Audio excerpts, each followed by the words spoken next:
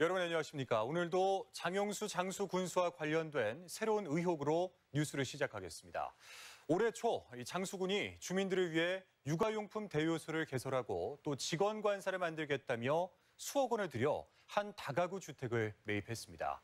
이 다가구 주택은 수년간 팔려고 해도 팔리지 않았었다는데 알고 보니 이 주택의 소유주가 군청 직원, 다름 아닌 군수의 전 비서였습니다.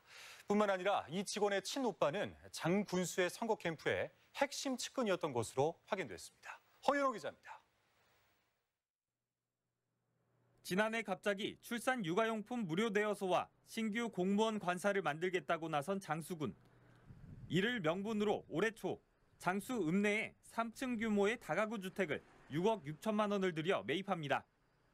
당초 건물 1층을 관내 출산 가정을 위한 육아용품 대여소로 이용하겠다는 계획이었지만 건물을 매입하자마자 이상하게도 무료 대여소 설치는 없던 일이 됐습니다. 별도의 인력 채용을 해야 되는 상황인데 쉽지는 않고요. 거기 상주하지 않고 콜 받고 왔다 갔다 할 수는 없잖아요. 별도로 들어오려면 육아용품 대여하고 다시 저희한테 또 와야 돼요. 의료원에 와서 또 별도로 신청하고 가야 되는. 대여소로 활용하기에 적절한지 제대로 검토조차 되지 않은 채 매입이 진행된 건데 급기야 계획을 바꿔 오롯이 신규 공무원을 위한 관사만으로 이용하기로 했습니다. 결국 육아용품 무료 대여소가 예정됐던 1층에 방과 화장실을 만들고 상하수도를 놓아야 했고 예산 1억 2천만 원이 더 들어갔습니다. 많이 노후가 됐었죠, 시설물들이. 이제 뭐 토대 같은 것도 뭐 낙수도 있고 뭐 그런 것들이니까 구조가 변경이 되니까 철거 과정에서 이렇게 온전하게 남아있는 것이 별로 없잖아요. 기본적인 사업성 검토조차 제대로 이뤄지지 않았다는 얘긴데 무언가에 쫓긴 듯 성급히 진행된 추진 과정도 석연치 않습니다. 장수군은 관사를 운영할 수 있는 조례 규정은 있었지만 직원 관사는 그 대상이 아니었습니다.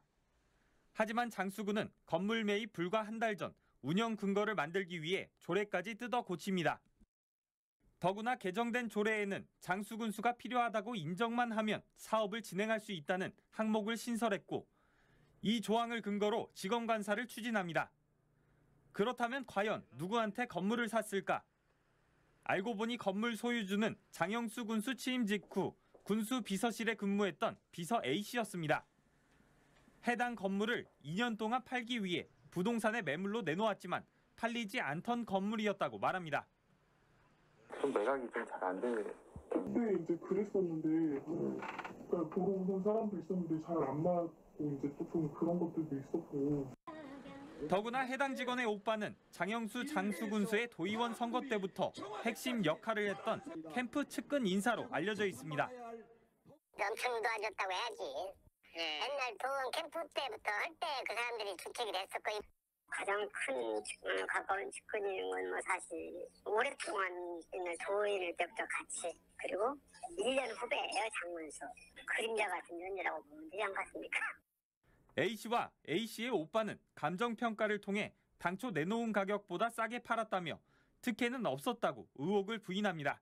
야, 솔직히 나 장영수 군수님하고 옛날에 친했는데 나 지금은 안 친해요. 군수 선거 떨어지고 나서 사이가 안 좋아서 그대로 내 동생 집 질 때도 난 몰랐어요. 장수군은 건물 신축도 검토하고 다른 매물도 찾아봤지만 대안이 없었다고 해명합니다. 건물을 사는 과정에서 옛날에 이렇게 알았죠. 직원인데 여러 가지 플로그를 봐가지고 이것인데 제일 적합하다고 해가지고 이쪽으로 결정을 했는데 뭐 좀 부적절하다 이런 생각은 안 드네요. 자신의 정치적 지지자에게 땅을 산 뒤 아들을 청경으로 채용하고 군청 부하 공무원에게 싼값에 자신의 집터를 사고 당사자를 승진시킨 장수군수. 이번엔 팔리지 않던 부하 직원의 건물을 장수군 예산으로 매입한 사실까지 드러나면서 유독 이해관계가 얽혀있는 측근들과의 이상한 부동산 거래에 의문이 꼬리를 물고 있습니다. MBC 뉴스 허연호입니다.